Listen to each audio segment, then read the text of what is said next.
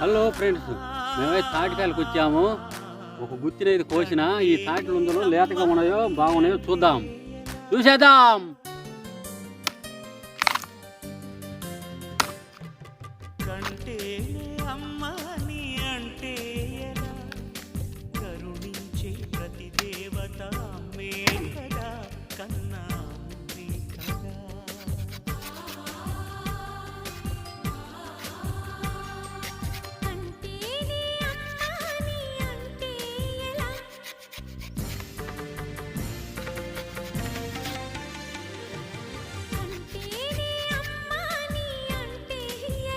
Friends, ఇదైతే ముందలు చిన్నగా ఉన్నాయి, ఇంకా ముదురుకాయలు బాగా తినడానికి రాలేదు.